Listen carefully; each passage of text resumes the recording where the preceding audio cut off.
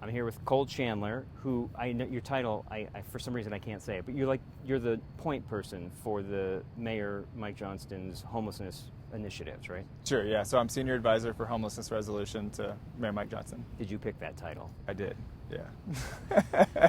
But it's too many words. There are some people at the Yeah. city that have very long business cards. Yeah. There's a news conference today. Yeah. Let's start with the news of that. There's going to be a sweep on Friday. Sure.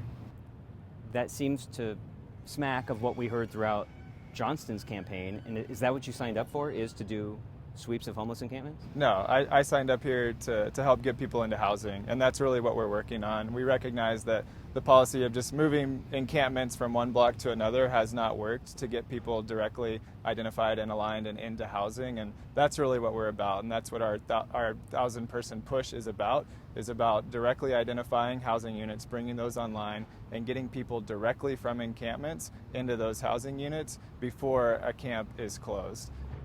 So there's this window now where you don't have housing yet. Sure. But you have to clean up encampments. Yeah. How can I hear directly? We are still cleaning up encampments and sending people with no place to go right now. So I think what the mayor has said and said in public forum last night is that we will continue to close encampments when there's serious public health concerns, serious safety concerns, when there's right-of-way challenges or private property challenges. And so we're looking at all those situations each and every day, assessing situations. But what we're really doing is shifting efforts up front so that our only intervention is not closing a camp or cleaning up a camp. There's a bunch of things that we think we can do before that involve trash collection, that involve proactive outreach to people, that involve housing-focused conversations. And so we're really trying to move things upstream to try to prevent ourselves from having to get to that day that we close a camp. And we're really working hard on the back end to bring those units online. And so last week we acquired a 194-unit hotel. We're working actively to bring more hotels and micro-communities online so that we can directly align housing resources to those encampments, but we aren't at that point today.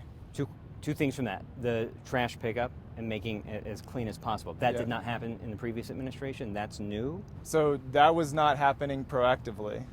My understanding is that basically it was standard operating procedure that we identified encampments, posted them a few days a week, closed them down or cleaned them up a few days a week, and that was just sort of churning every single day.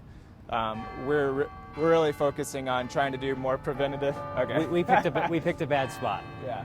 Oh, it's the top of the hour one too. Nice. All right, so this may be online, and this is our bad. At least everyone knows what time we shut there. Yeah, it's true. And what time the sun came out. Sorry about that. I had no control over that or that. So where were we? You were in the second half of. Wait, did you say where were we? Yeah. Yeah, you were in the second half of cleanliness and comparing with the previous administration. Yeah. Oh boy. I know it's the second longest one. I'm not counting. Remember who picked to do this interview outside. Okay, sorry about that. Yeah. So we're really focused on trying to do a bunch of interventions before we have to get to a cleanup. And we don't think that was really the way things were happening before we came in a couple of weeks ago. And part of the work of the EOC has been really diving in deep and reimagining this process. And I've been very grateful to staffers that have been here for a long time across public health departments, across DOTI, across the police department, the fire department, who've all been sort of operating in one world around this and have showed up and said, we're here to help rethink this together. And we're coming up with some great process that is going to move things forward. We ultimately want to be in a place where camps will only be closed when we have the housing units available, but we also have a responsibility to neighborhoods and to the people in those encampments to ensure health and safety during this time. And so there will still be closures when things get to the level that they need to be closed, but we have a number of interventions we're trying to perform before we get to that point. You come from, first of all, homeless advocates don't support sweeps, and Sure. you come from that world. Yeah. And now you're working for a mayor and in an area, leading an area that Sure. is currently doing sweeps. How do you reconcile that with yourself? Yeah, so part of the reason I signed up for this job is because I feel very aligned with the mayor in terms of where his moral compass is and where mine is. I want people to be into housing, and that's what I'm working for every single day right now. We don't live yet in the world where there are the housing units available, but my entire focus is on identifying, bringing forward those housing units so that we can get people directly from those camps into housing. And I think that's possible. One of the things is that there's 1,400 people that are sleeping on the streets of Denver tonight. 4 years ago, that number was only 600. And we are not here to see that number nearly triple again. We think that 1,400 people is, while it's a lot, it's actually a manageable problem. And so we're focused on those folks and delivering units for them. And so that is what I'm radically oriented towards during this time period. So what did Mayor Hancock's team do wrong to get it from 600 to 1,400?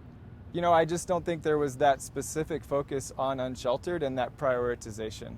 And so I think part of what we're bringing is a new level of prioritization for that population, the people that are staying outside, ensuring that we have direct opportunities for those individuals. Sometimes the resources on the back end weren't always aligned to that need, and so that's what we're focused on, is realigning it to that priority, to that need. You referenced the hotel. Is that a win for the Johnston administration, or was that in place in the prior administration and you just get the glory because it happened under your watch? So part of this work is that we have to take credit for the good and the bad. We don't want to be in a world where we're having to clean up encampments, but that's something we're having to do and take credit for as well. This work was certainly underway, but we helped get it across the finish line, helped be there to support DHA's acquisition of it to their board of directors, and so we're happy about those 194 units. Follow me real briefly on this. I did a story yesterday about universal preschool, which happened in the building across the street. The story was about a parent who was qualified and accepted for free full-day kindergarten, preschool, and then found out last week, just kidding, you still have your full-day preschool slot, but you're going to have to pay. And the reason was the money wasn't there. Not enough Proposition EE money was there. What happens in the scenario where there's not enough Proposition 123 money that you're relying on for all these homelessness initiatives? What happens if that money does the same as we are seeing with universal preschool? Yeah, great question. And obviously, this is a huge challenge nationally, and it's a huge resource challenge. And for decades, we saw disinvestment from the federal government. We saw that trickle all the way down, and we've seen cities sort of bearing the brunt of this challenge. At this point, we're not looking solely at Prop 123 dollars. That is a new and incredible windfall of resources that's available to us. We're also looking at state ARPA dollars, some of our own city ARPA dollars that are still there. We're looking at 2023 budget options for moving money around, and right now we're making a 2024 budget. And so we have the opportunity during this push and in the 2024 budget to align these resources towards our priorities and this particular goal. And so there will never be endless resources, but through alignment and prioritization, we feel confident that we'll get what we need to deliver on this project. A couple more quick things. Where are the tiny homes going? All across the city. And so, first of all, I'd say it's not only a tiny home strategy. We have a few strategies starting with housing, trying to leverage available housing resources, getting people directly into those. Hotels is another major strategy, and then filtering down from there, we're focused on scaling the micro-community model. And we're looking at sites all across the city. We would like to come forward with and site a micro-community in every city council district. And so that means everyone around the city has an opportunity to step forward and be a part of playing a part in solving this challenge together. And so that's what we're looking to do. I know you're going to all the council districts and having meetings. Yep. Are you telling me now on August 2nd, a couple weeks into the administration, you have no planned area that you're just holding on to then you go through the meetings, but then you're going to go back to this piece of paper that says, we're still going to do these places? So I think one of the challenges when I was at Colorado Village Collaborative before was it just felt like we didn't have enough options, and so we had one site and it was always a fight tooth or nail for every single site. What we're trying to do right now is put together an array of options that we can bring forward and engage community authentically around. Instead of just doing one project at a time, we're going to try to do a bunch all at the same time and engage this conversation more broadly. And so right now we're focused on identifying potential sites that meet a list of criteria that include proximity to transit, include water and sewer access, also include not having direct residential impact or not having schools nearby, some of those things that we've heard from neighborhoods and community members. And so we're looking at that list of criteria, trying to build a broad array of sites, and then engage community authentically around that goal. Is a tiny home village in an industrial area, because that's what it sounds like what you just described, Sure. Is that really a place where people should be living? So I think, people should be living in our community, and people should be living under roofs, right? And so we are obviously looking at places that include industrial areas, but we want to see these all across the city, and we believe that a lot of those options, even if it's an industrial area, is much better than living in public right-of-way, living in parks across our city. And so we're focused on delivering options to get people indoors into safe places where they can have connection to the resources they need. Give me one location. Anywhere. Imagine, so one location is at 40th and Monroe, where there's a tiny home village right now. So that's the Give me kind a new of location. example. A new location. Yeah, I don't have the new location yet. All right, lastly, can you give me a date, a month, of when you're going to clean up a place, clean up a homeless encampment, and tell these people, we have these units for you? Yeah.